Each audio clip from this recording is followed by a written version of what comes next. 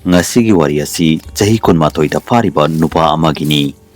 Mahaki mapunsida thajaba ngamdraba angangakpa thoudok kaya ama thoki. Ayamba matamda mahak mathanta leiba matamda mapukning adu ipa pakatpa amadi kiduna ta leirami. Marak-maraktati mahak ahing kaya ama tumba yaramde. Nupa aduda thokliba thoudok amadi mahakna asumna leibagi maramdi mangonda angang oiringei da thokhiba thoudok amadagi oirami. Thoudok asibudi ayamba misingnadi thajaba ngamloridraba amadi oithokdraba warini haiduna khanbibasu yai. Adubu wari asi nupa aduda asengba thokhiba thoudok amagi warini. Thoudok asi mangonda ahanba thokhiba numit asi mahakna pikliba angang oiringei da oirami. Thoudok asigi wari asi mangonda mahaki mamana lirami. Nongma numit ama mahaki mamana makhoigi ka manungda mahakpu sumduna tumhanduna thamlami amadi chakhumda nungdangi chak thongduna leirami. Mahaki mamagi manakta baby monitor amasu leirami. Kariguma mahak tumbadagi hawgalaklabadi khudakta mahaki mamana monitor adugi matengna khangba ngamlami. Matang aduda baby monitor aduda mahaki mamana mahakna kapagi khonjel tarami. Mahakna kapagi khonjel adu tabaga mahaki mama adu makhoigi ka adu tamna chenkalaklami. Adubu mahaki mamana mahakti yamna nungaina tumduna leiramba thengnaki. Madobada mahaki mama adu khara chamamnarami amadi makhada amuk chakhumda kumthaduna chak loisinaba honarami.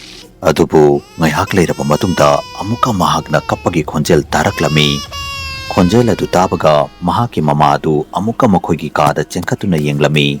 Adubu handaksu mahakti yamna nungaina tumduna leirami.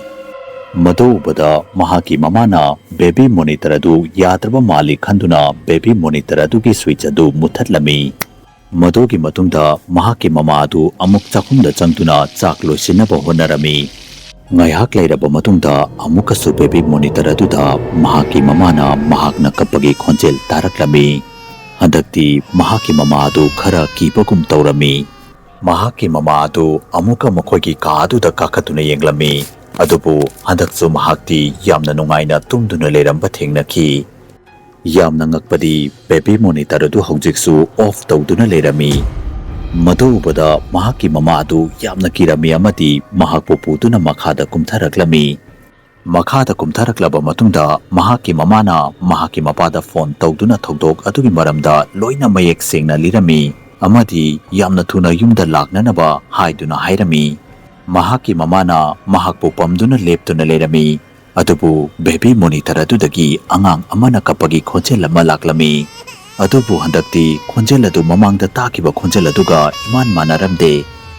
Khonjel adu angang amana kapagi khonjel dagi haurami amati tapna khonjel adu angang amagi khonjel dagi ahan amagi khonjel da olaklami. Khonjel adu kablamadagi hojik yamna kana lauba hauraklami. Madubada mahaki mama adu khanfam ama khanglamde amadi mayumdagi mapanda chenduna tholaktuna yumadugi gate adugi mapanda leptuna mahaki mapa lakpa ngaiduna leirami. Ngaihak leiraba matungda mahaki mapa adusu mayumda yauraklami. Thoudok adugi matungda chahi ahumukti karimata tawdana loina normal da hauki. Adubu masepumna magasi mahaki mapunsida tholakadaba thoudok sing adugi haukolakpagi ahanba sarukni haibadu mahak khanglamde. 2003 da mahakna chahi mari faraba matungda amuka mahaki mapunsida angangangpa thoudok kaya ama thokpa horaklami. Wafam asi mangonda mahaki mamana lirami. Numedadu mahaki mamaga living room da sanatuna lirami. Amadi mahaki mapana office ki thabak khara leibadagi office da ahing athengba faoba thabak tawduna lirami. Makhoi pumnamak yamna harauna amadi nungaina lirami. Adubu amukasu mamangda thokiba thoudok adumak thoklami.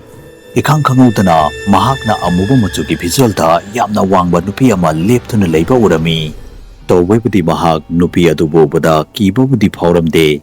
Amadi mahakna mahaki mamada sida lepiba nupi si kanano ima haiduna hanglami. Maduda mahaki mamana kadaidagi nupino ne bungo karamma nupino ne nangna hangidabo haiduna hanglaklami. Maduda amukasu mahakna sida lepise kachinna lepiba nupicho udroi manangbo haiduna hairaklami. Mahaki matao adubada mahaki mamana machanupana mangonda fagi tauribra haiduna khalami. Amadi ngausina noibungo sida kachin sida kanamata leite haiduna hairaklammi.